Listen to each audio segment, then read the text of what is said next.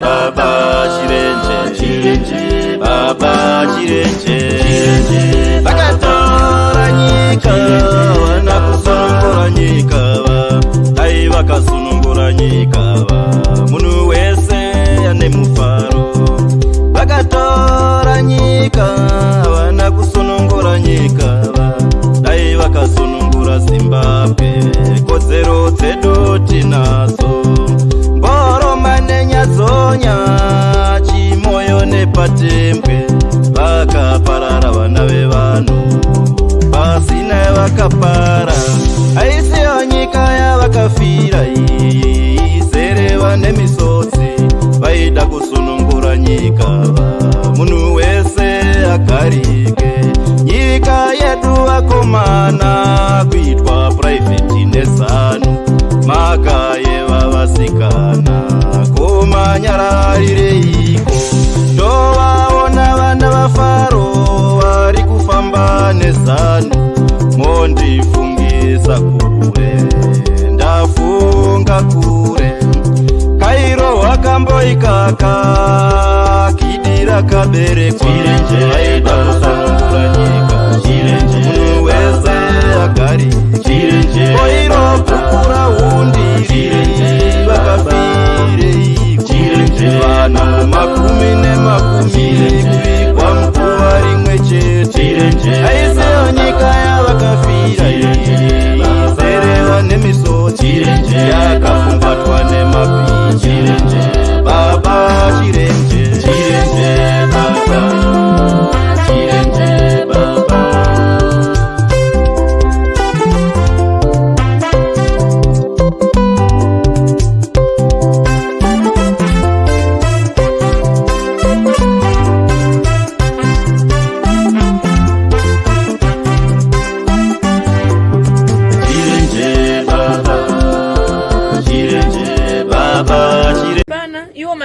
Matisheti andanogoya kumba kwasabhuku ikoko.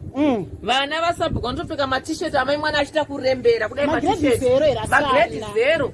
Iyo arembera kanonga asina kana bhurugwa remukati. Apa madziwa anenge achiyerera achienda kutisheti kunhingi kufesi iyo yaID amai mwana zvakaoma. Ona kasamwari kungoenda kumusangano kwakutongoendera ngoti hapana zvokuita naivo baba vemuchava asi vanopiwa hapana kana bhurugwa remukati chero vanenge vasina ka. Ngabude mupolitics.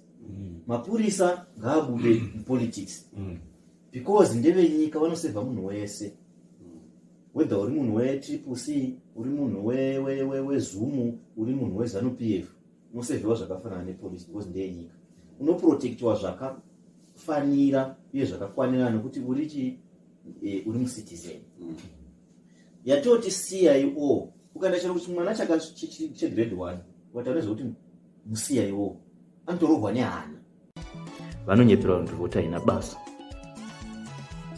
asi tinoona vanaisa mupfumi kwamutare uko vachitoitenga nehuko vana Ezra Chadzamira vachitoitenga netutsaona tumafuta twakadai nezvimateaspoon 3-2 zveshuga vana Owencuve vana Munda kugoko. Welcome Zimbabweans, welcome everyone. It's a very good evening to you all wherever you may be all across the world. Good morning, good afternoon, good evening.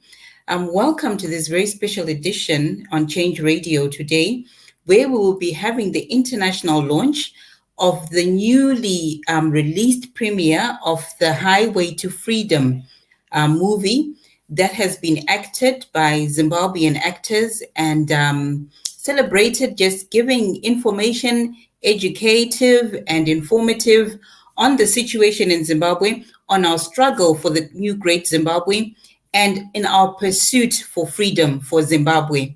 My name is Sophia Tekwani, and I'll be taking you through the launch, the international launch of the movie Highway to Freedom. Welcome.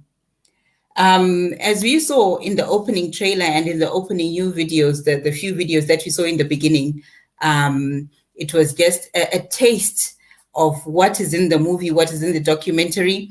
And I urge all of you to go out there, purchase a copy, watch with your family, watch with your friends, watch with your neighbors, and let us all be woke. Let us all be awake and let us all know what is happening and what we need to do as individuals and as families to usher in the new great Zimbabwe. So without taking much of your time, I'm going to ask our admin in the background just to take us through an introduction of all the actors who acted in this movie. And I tell you, it was a sterling team. It was a high-class team, world-class performances. Just whetting your appetite so that you can actually go out there and look for this movie and watch it and be informed of what is going on and what we need to do as individuals and families for Zimbabwe. We'll go straight into it with our actors in the documentary, in the movie. First of all, I'm going to ask that we get to know a little bit more about Dr. Pezzani. In this drama, Highway to Freedom, I acted and directed and produced as Dr. Pezzani. This drama, basically, I acted as one of the patrons at a bottle store, and the whole idea was to clarify to the people that when you are voting, there will be no victimization. You have to go and vote freely. If you are of ZANU-PF party and decide to vote for CCC, you must do so freely without fear, because your fellow members of ZANU will never know that you voted for CCC. Remember what you are moving on with now. Burumango, kunze green, kunze ZANU, asimukatu rizauti CC. So that's all what we are saying. Go and register voter. You ZANU-PF members, go and vote for CCC. Ita Burumengo, no one will see. That's what we've been encouraging people, that no one will ever see your vote. Don't be intimidated. That's all the message that we were trying to portray and give to the people. In this drama, Highway to Freedom, I acted and Well, there you have it. Dr. Pezzani just telling us what he did and what he was thrusting, the message that he was portraying and putting across in this documentary. The number one message that we all heard: register to vote, register to vote, register to vote. And let me just take this opportunity to remind you, if you need to find out more information about where you register to vote, how you can register to vote, and what you need to take when you register to vote, you can call for free on 08080219. I'll give you the number again, 08080219. Or you can just use your phone, either your Econet or your Net1. If you're an Econet or Net1 subscriber, you can dial *265# from your phone and just follow the instructions, and you can see whether you're a registered voter, or if you're not a registered voter, then you can find out more information about where you can go and register to vote. Remember, register to vote, vote, and defend the vote. Going on to our next actor on the movie, we have Headmaster Burusa. Inini zita rangu ndaitwa Burusa, mumutambo ndingonzi Headmaster Burusa. Mumutambo uyu ratingati drama Highway to Freedom. Takaacta scene yema-sanctions tichibudisa pachena kuti chinonzi zitera chi, uyezve chakatipa kuti tiite scene iroro inyaya yekuti ZANU-PF iri kunyepera vanhu kuti kukundikana nyika kwayaita zvichiburikidzwa nekuba yatinoti looting, misappropriation of funds, corruption, uori. Ndo zviri kuuraya nyika, sevo vanovanda nenyaya yekuti isanction ravakupa kuti vatadzi kufambisa nyika zvakanaka. Kana muchida kunyatsozvionesesa, mukatarisisa kuti kusunga vanhu vasina mhosva kwavari kuita, vachiita selective application of law, kuponda vanhu, kurova vanhu nekuchikidzira vanhu kwavari kuita, hakunei nesanction. Izvi zvinotoda kuti ivo vangorifoma pachakuti taakuita rule of law, taakuisa peace munyika nedemocracy. Mumutambo zvakare Highway to Freedom part 1 takaacta zvakare tichibudisa pachena kumbunyikidzwa kuri kuitwa kodzero dzevanhu takatarira menyaya dzekuvhota kuchishandisiwa masabhuku nemadzishe zvinova zvisiri pamutemo. Saka taida kuti vanhu vanyatsoziva pachena kuti masabhuku nemadzishe haatenderwi zvavari kuita zvekupinda mupolitics vachikontrola vanhu kuti wevhotera pakati ukavhotera apapa tinokuita zvakati, hazvitenderwi pamutemo. Saka toda kuti vanhu vazive izvozvo. Zvakare vanhu vavhote vakasununguka nekuti vari kuvhundusirwa vachinzi vhoterai ZANU-PF masabhuku nemadzishe mamwe achishandisiwa, nyangwe zvako kwava nemamwe aakurwisisa kuti vamwe vachiri kuvhundusirwa neZANU-PF. Aiwa mazvinzwira mega, hanzi haikona kutyisidzirwa. Musashaba, musasha. No one will ever know your vote. No one will ever know who you voted for. Go out there and confidently vote for change. That was Headmaster Burusa as well, who was part of the actors in the movie. Next we have Makwarimba T. Ini ndinoitwa Mr. T ndorandozikanwa naro. Ndakaacta mudrama iri ndichiburitsa nekutsanangura kuipa kweGukurahundi zviri kuafekta vana vamazuva ano vazhinji vakushaya madocuments nekuti vabereki vavo vanga vasinawo madocuments, vakutotadza kuenderera mberi nechikoro nekuda kwekuti havana zvitupa chaizvo. Taifunga kuti pakanzi pava nenew dispensation zvinhu zvichachinja, vacharangarira vana vakanzi mhuri dzakaafektwa neGukurahundi idzi vovabatsira kuti vaone madocuments, but tiringoona kuti zvese zvakangofanana nezvaireko. Chatongosara chete tikazvitarisa kuti vana vabatsirike, mhuri dzibatsirike kuwana madocuments i-CCC. Tariro yedu yatongova kuna vachamisa kuti kana vapinda ngavarangarire mhuri dzakaafektwa neGukurahundi idzi, vana vawane kuenda kumberi nechikoro. Vazhinji vakuita ma-street kids kwete nekuda, asi nekuda kwedocument chairo. Vamwe vaive nemuono kuti vazoita madoctors, asi zvese zvaakushaya basa nekuda kwekushaya document, chitupa chaicho mufunge. Ndopaunoona kuti chihurumende chiripo ichi hachina chazvakanakira, kana dzidzo chaiyo yacho chaiyo haisina batsiro nekuda kwekuti vabondonga zvese. Tariro yedu yangova pana vachamisa. Ichokwadi, tariro yedu yose yangova pana chamisa neCCC, pana vachamisa neCCC. Tichienderera mberi, we have also in the actors Mrs. Pezzani. My name is Mrs. Pezzani. In this drama, I acted as Vina Maluma, and I was encouraging the people of Binga to register and vote. In this drama, I encouraged people of Binga to say once they vote for Advocate Nelson Chamisa, there will be developments in their community.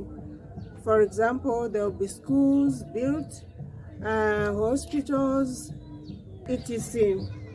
I was encouraging as well the people of Binga to actually tell them to say when they go for voting, they should not be afraid, because most of the people are intimidated. They think in there are cameras seeing them as they vote. I encourage them to say there are no cameras in there, they should feel free. The only thing that is there is just a pen and a paper to vote. In part 2 of this drama, we are going to add on another language, which is Nyanja. Zakamba na vachinyanja kuti vambesese kuti pa chaka chibwera tiyenera kuenda ku ma registration amavhoti. Tikaregister kuvhota tifuna kuti vantu vasanke Munyamata Nelson Chamisa wa CCC ndiye wametifuna kuZimbabwe kuti ankare president watu. For now, I'm going to explain again in Tonga. Kuli vakubinga bindaga twakapologo twali kumyamya vantu kuti varembye kuvhota. Valembye kuvhota twede kuvhotera musankwa mulombwano uitwa kuti Nelson Chamisa wa CCC. Twachita bobo twede kubona kuti mukusana wesu uyova hikolo ibhadhera anchito yandene balumba. Twalumba. Aiwa mazvenzura mega kuna mai Pezzani vachitaura kuti chakakosha kuti tiregister kuvhota. And ndichida kungokuyeuchidzaiwo vateereri vadiwa vatariri. Kuchange radio tava nenews dzakuitwa zvese nechitonga nechishitsonga malanguages akawanda akasiyana-siyana amanzwa mamwe achitaurwa namai Pezzani vachitaura importance yekuti tinoregister kuvhota. Tichiendera mberi nemovie yedu nemaactors vari imomo. Next achazviintroducer tina Pastor Chisa. Ini ndinetwa Traimo Chisarima but ndakaacta ndiri Pastor Chisa.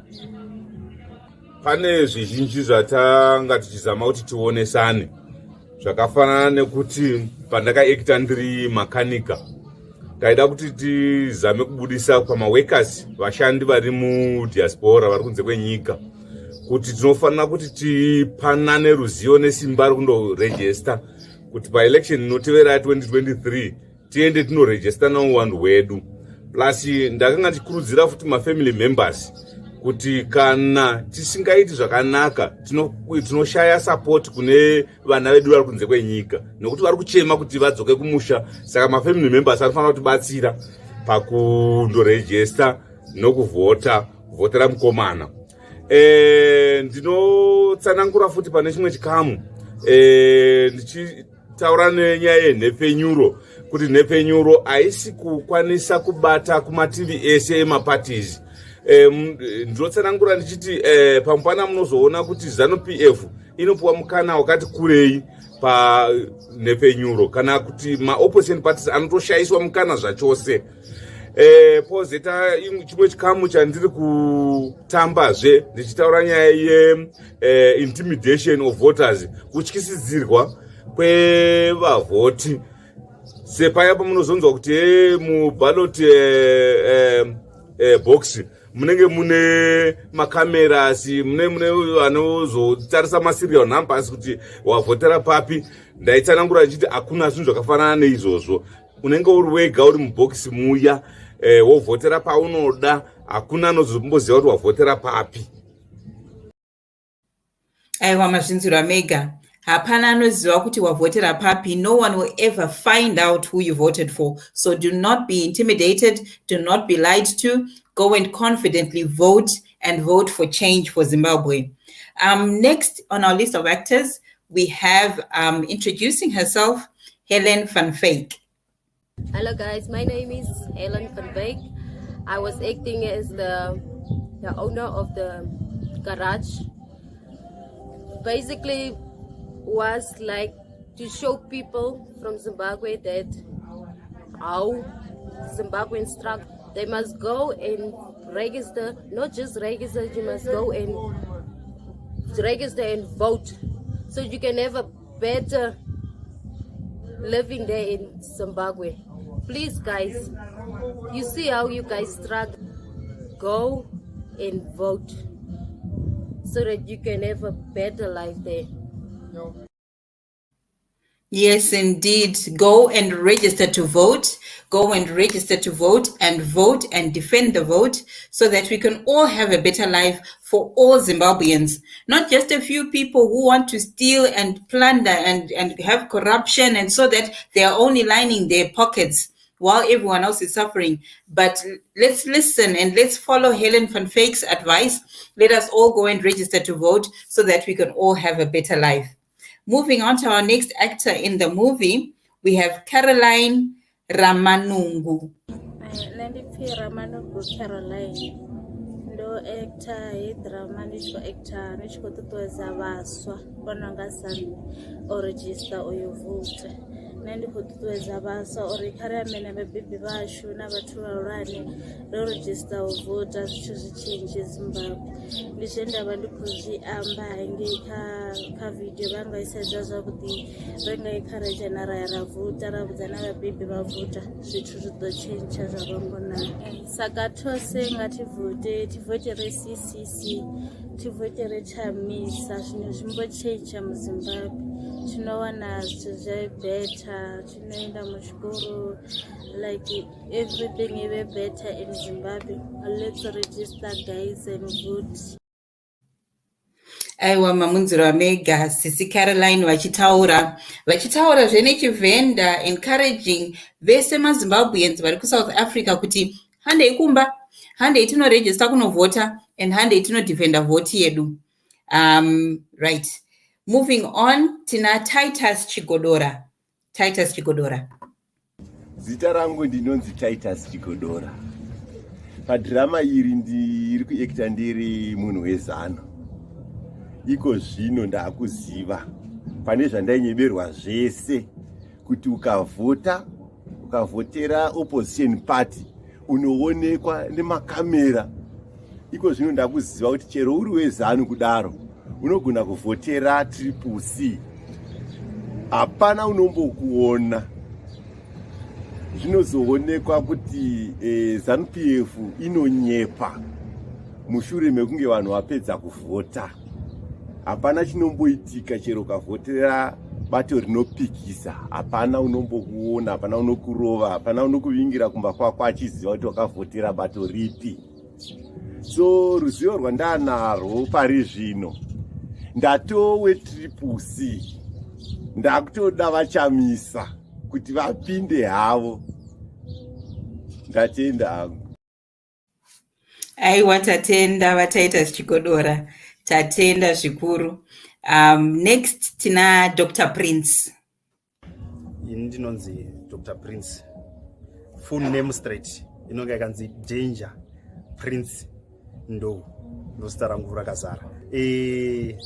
Takaekta season 1 yatakaita panhau yemovhi redu. Takaekta tichizama kutsanangura pamusoro pemasabhuku zvaanoita kuti anoita utsinye. Anonyima zvinhu zvinounzwa nemadhona. Achiti iwe haufaniri kuzviwana nokuti uri we-MDC kana kuva we-CCC. Vachizvimirira kuti zvinofanirwa kuva zveZANU-PF. Although zvinhu izvi zvinofanirwa kuva zvemunhu wese nokuti hazviunzwi neZANU-PF chete. Ende zvinotounzwa nemadhona zvichitsvaka kuti zviraramise vanhu.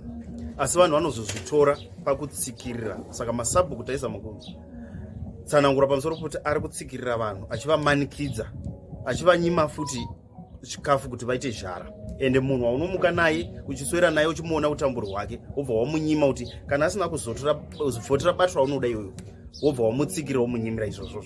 Ende zvimwe zvinhu zvinounzwa nekuda kwematax atonga anobhadharwa nemunhu wese. Saka panobatwa mari dzakasiyana siyana ipapo, asi masabhuku anozozvitora kuita zvavo. Ndo zvimwe zvataizama kutsanangura. Poenda pechipiri pandakaekta, taekta pamusoro pekutsanangura pekuti ZBC haizi yekunzi ndeyezANU-PF, ndeyegovernment kana ndeyehurumende yese yemwana ari muZimbabwe anobvumirwa kuti agone kutaura zvaanonga achifanirwa kuti ataure. Saka tinozoona kuti su-president wedu haagoni kuwana mukana kana kupiwa mukana wekuti ataure. Kuti timuoneko zvino tomuonera kuSABC, BBC 204 ndikwatonga chimuonera zvakadaro. ZBC havamupi mukana kuti ataure nokuti vanoziva kuti anogona kuzofumura kana kuti anozoonekwa zvakanaka zvese zvaanoita. Saka ZANU-PF inonga izama kutsikirira kuti iite sekuti yakanaka yozotora zvinhu zvese yoita sekuti ndezvayo.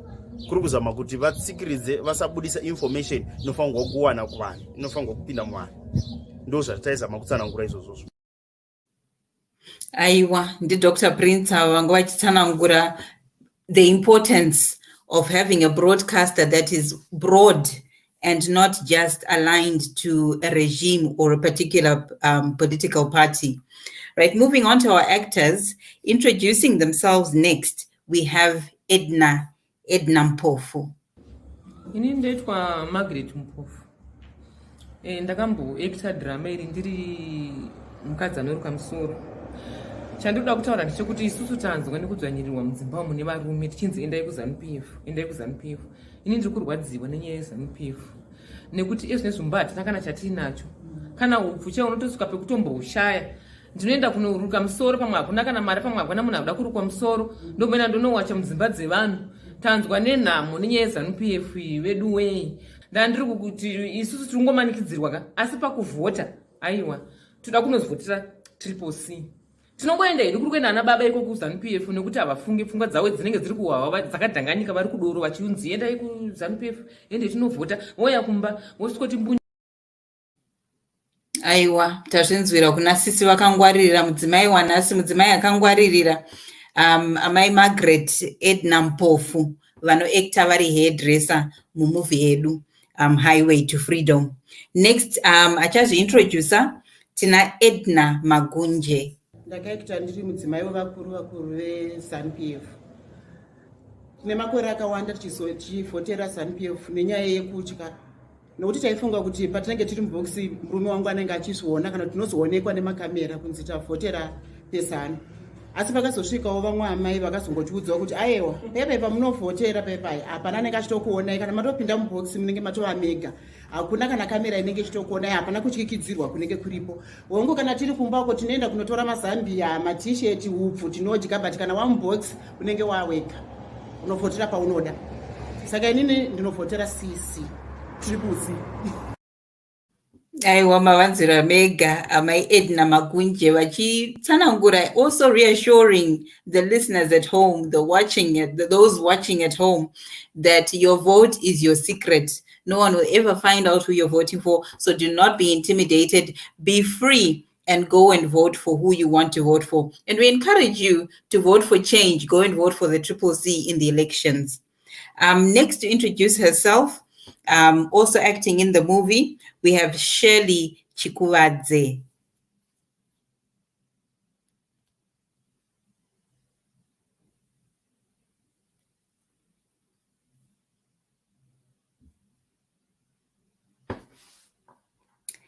Takamirira Shirley, just kungotaura a little bit more about what is happening and donjo kungofamba riri movie rori Highway to Freedom. Ngatiendei mberi tiende tinovhotera, register to vote. Remember, register to vote. Remember, go and vote, and remember, defend the vote. Just to remind everyone as well of the number that you can call if you want to find out about how you can register to vote. You can call 08080219. Namba yacho yekuvhota, yekufonera kana mchida kuregister kuvhota kuzoti munoenda kupi, munofamba sei, munotakura chii muchida kunovhota, also kuti munonovhotera kupi kunzvimbo dzakaita sei. Endai munofona pa 08080219. Kana muchishandisa foni yeEconet kana Net1, munogona kudzvanya namba dzinoti *265# pafoni penyu. Mongoteedzera my instructions anobuda ipapo kuti muone kuti makaregister here kuvhota. Kana musina kuregister kuvhota, mobva maziva kuti munonanga kupi, munoenda kupi kuti munoregister kuvhota. Right, tichidzokera kumovie yedu Highway to Freedom yakaactwa Zimbabwean, also nemamwe maactors vari kuSouth Africa, vemwe kuBotswana, vakasiyana-siyana, but vakauya vakabatana pamwe chete kuti vatibatsire kuti tiunze message yekuti Highway to Freedom, freedom ifreedom yatiri kufamba, nzira yatiri kufamba, ende inzira yatichasvika, tichaachieva, tichave successful mukuachieva freedom for Zimbabwe. Saka tese ngatibatanei tifambe munzira iyoyi yeHighway to Freedom. Chero zvikaoma sei, chero zvikanetsa sei, ngatifambei tiende. Tiene chinangwa chekuti tichasvika chete, ende tichasvika ende tichave successful, tigounza new great Zimbabwe for everyone. Right, tichidzokera kumovie yedu, next actor anga achazviintroducer, tina just a second panapa, after Shirley tina Mzwandile Mahachi. Mahlebezulu, ngiyalibingelela lonke emphakathi kama ngumuzwa kwaMahachi. Ngithanda ukulibonga lonke elizobona le script sethu besenza iHighway to Freedom. Le script sisenza ngokuba sibaleke emakhaya ethu size ku diaspora lapha sizodinga imisebenzi ema greener pastures. So abantu abaningi bakhona lapha ema diaspora bakhuthaza ukuthi bancedise labantu abasemakhaya ke lithi ngase Zimbabwe ukuthi bakwazi ukuregister bavote. Lalabo bangakhona ukuthi kuphumelela ukuthi bayekhaya beyoregister. Abaphathisi laba basekhaya ngoba bahlutshwa izimali, abanye bakuthola abana transport yokuthi baye kuma centers okuregister. So singabasiza lathi ngokubanikeza imali, sibathumele imali behambe beyoregister. So lapha ngizama ukusho kunye ukuthi abaregistrele ukuvota, make sure ukuthi lizovota ngoba ukuvota yikho kuqhakathekileyo kuzoyenza ukuthi kube lenguquko elizweni lakithi. Sina singapha ngasengamaphesheya sizama ukuthi sithole impilo engcono, sidinga imisebenzi. Kodwa imisebenzi esisebenza kuyo kwesinye isikhathi iyasihlukumeza ngoba sisebenza ngama-hours abohlungu kakhulu. Uthothi lesikhathi sokuphumula awunazo. So ngikho ngisho ukuthi abantu zama ukuthi siregister sivote, sitshintshe ilizwe lethu liphenduke libe kuhle njengokuba bekililo ekuqaleni. Sitshintshe le uhulumende wethu osincindezelayo, sifake uhulumende omusha ongiyozosihlokomela. Siyabonga bakithi. Siyabonga budi. Awundi koma Mzwandile Mahachi vanga vachi actor as well. Mufilmu yedu movie yedu Highway to Freedom wachiyeuchidza uye zvizhinji kuti zvakakosha tiende tinoregister kuvota, tivote tiunze shanduko muZimbabwe. The next actor achazointroducer ndikenias Gono. Apinake mukomana kumayouth ndokuri kufira tsuro yedu. Mayouth ari kugarira basa, mayouth ndo asingavhoti, asi izvozvo tazviramba sevechidiki.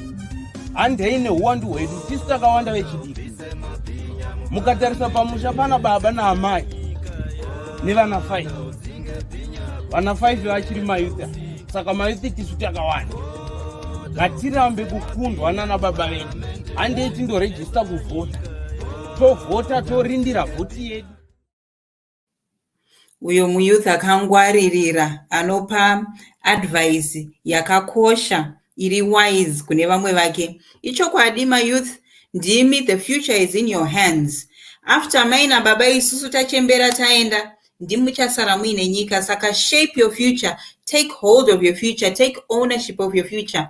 Go and register to vote and make your voice count, make your voices heard in the future of the country.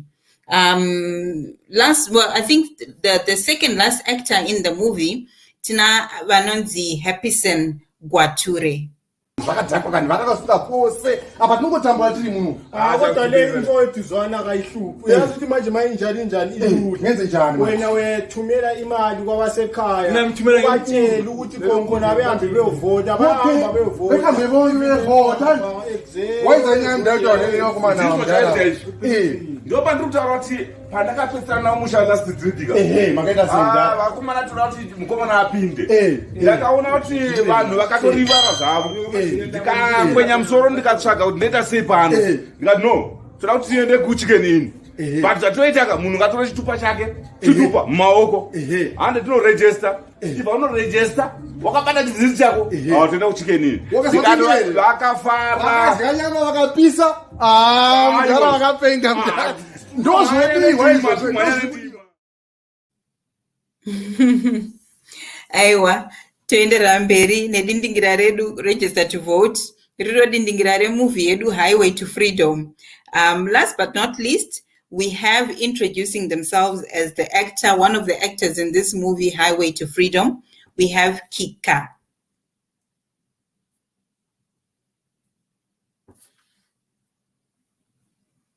Ukandaza kuti uri aligned kudivirisirire ZANU-PF nebasa rake. Tine mapurisa akawanda akadzika. Haisi rule of law. Uko kunotove nani kana kuti uri kuarmy kunotonzi chiuya netsamba yekwasabhuku. Timbonzwa kuti iwewe wakakura sei, ugere sei, political background yako yakambomira sei. Zveshuwa kana uchiassociate neopposition party isiri ZANU-PF, basa hakuna uripindi. Kupolisi kwandiri kutaura kuna anonzi maform B24 matatu kunotozouya recruitment officer anouya kunzvimbo yaunogara anokodza kuti sabhuku wako nevamwe vanhu 2 vanokuziva achivhunza nezvepolitical background. Aiwa, mavanzwira mavaona vese ma-actors anenge ari mu Highway to Freedom Part 1 revolutionary series documentary movie yakaitwa nemaZimbabweans nevamwewo vekune dzimwe nyika vauya pamwe chete kubatana kuti vazivise to help inform and to encourage all Zimbabweans to register to vote and to vote for change in Zimbabwe. Like I said, this is the part 1 of a documentary revolutionary series. Look out for it. Go and buy and watch with your friends and your families. Be informed, be entertained. It's very entertaining. I can guarantee you that you will enjoy yourself watching this. I know I enjoyed myself when I was watching it. Entertaining, educative, informative, all in one. And this is, of course, the international online launch of the premiere of the documentary. But, you know, go out there and get yourself. Just to remind you, this movie was directed and produced by Dr. Pezzani, and it was created and filmed by Headmaster Burusa, featuring many actors. I'll just list them one by one before we go on to the next segment. There was Pastor Chisa, Mrs. Pezzani, Dr. Pezzani, Headmaster Burusa, Makwari Mbati, Pastor Chisa, Hellen Van Vyk, Caroline Ramanungu, Titus Chigodora, Dr. Prince, Edna and Magret Mpofu, Edna Magunje, Shirley Chikuwadze, Zwandile Mahachi, Kenias Gono, Happyson Gwature, and Kika. A very high-powered delegation, a very high-powered crew that produced a world-class, a very informative and very entertaining movie that we must all watch. Just before we go on to the next segment, I just want to maybe, in case you don't have or you're not close enough to where this movie is being sold, don't worry, we have you covered here at Change Radio. You can watch the series in parts. We will be showing it live to you, to all our viewers. You can follow on Change Radio.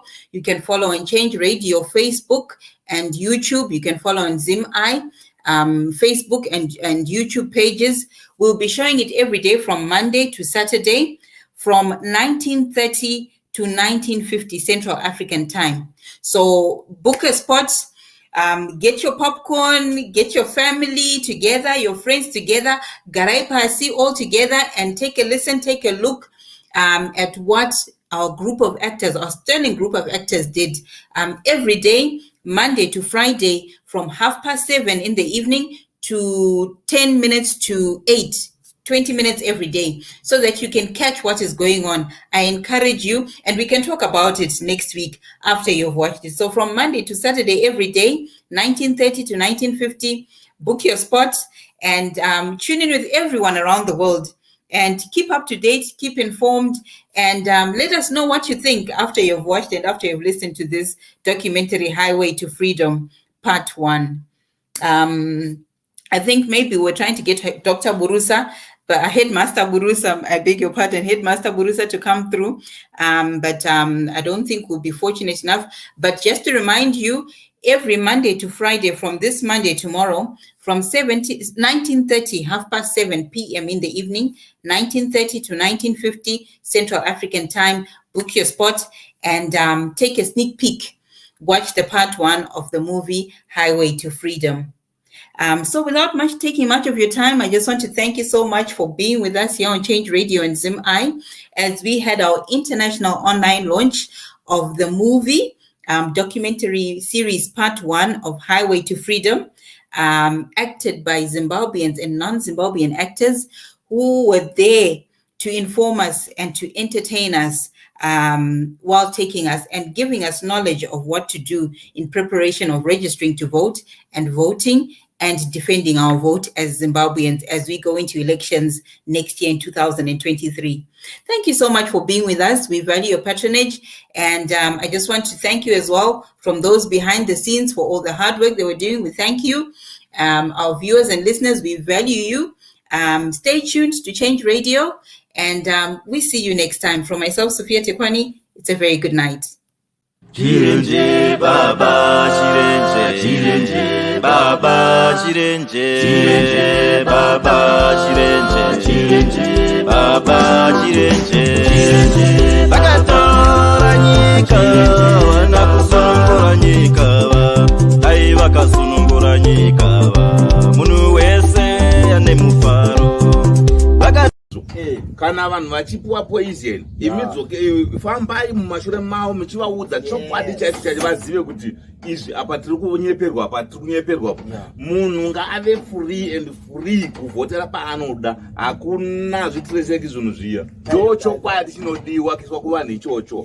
Ndakazviona ini tatine saka kutaura kuti zvavanoti inini hakuna nyika inoenda nepenzira nebepa, nyika ino yakauya negidi. Saka penzira nebepa iyi vanodedzere election kana vasingazivi vachiziva kuti havadi kuti nyika izoenda nepenzira nebepa. Kana vachitya kuti haiendi vanorambidzirei penzira nebepa, vanoroverei vanhu. Vanonyatsoziva kuti kwese throughout the whole world pasi rose nyika dzinoenda nepenzura nebepa. Leno vaiziva kuti hakuna nyika inoenda neballpoint nebepa, kusina kushereketa kwese kwavanoita zvekuvhundusira vanhu izvo kuti kwai usavhotera panozoonekwa chichi. Vanoziva kuti vanhu vese mukavhotera apa paopposition party inoenda nebhiro, vanozviziva. Ende nyika yacho kuenda kwaanoenda vanhu vachitienda kuti kupani pachasumuka Zimbabwe kuenda kukwira ndarama kuenda kuri inongoramba iriyo Zimbabwe. Tinotongobisa misoro iyoyo neutsotsi. When Tigray got 73% of those, and I got 4%. Ndosaka muchiona paya pa 2008 vamugabe vakaisa bhachi pafudzi. Nyasha Zambe anopondewa pamasvingo nemunhu weZANU-PF anozikanwa, munhu iye anosungwa uregedzewa.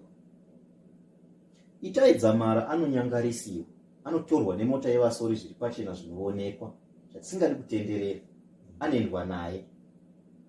Security yenyika inonyarara, yozoti nyaya yava kunetsa yanyatsonetsa zveshuwa, ndopava kuzongobudisawo paZBC after 8 years kuti tiri kutsvakawo munhu anonzi Itai Dzamara. Ukaenda sokuti uri aligned kudivirisiri reZANU-PF nebasa rake, tine mapurisa akawanda akadzika, haisi rule of law.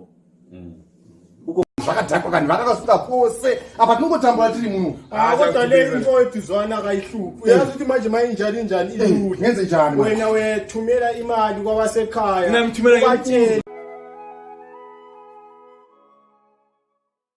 Job, how are you? I'm fine, how are you? Oh, we're good. Honorable Stoll, how are you? Abo. Sure. Atina kana problem. Serious? Hey. Zimbabwe inosununguka chete.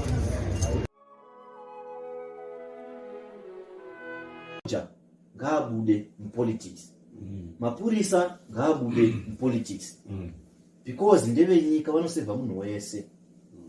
Whether ukatara kumaruseva kune vanhu vanotozviwisisa zvazvonzi kwai masanction akuraya nyika ndiwo akaba gold rakabatwa neelectoral choir.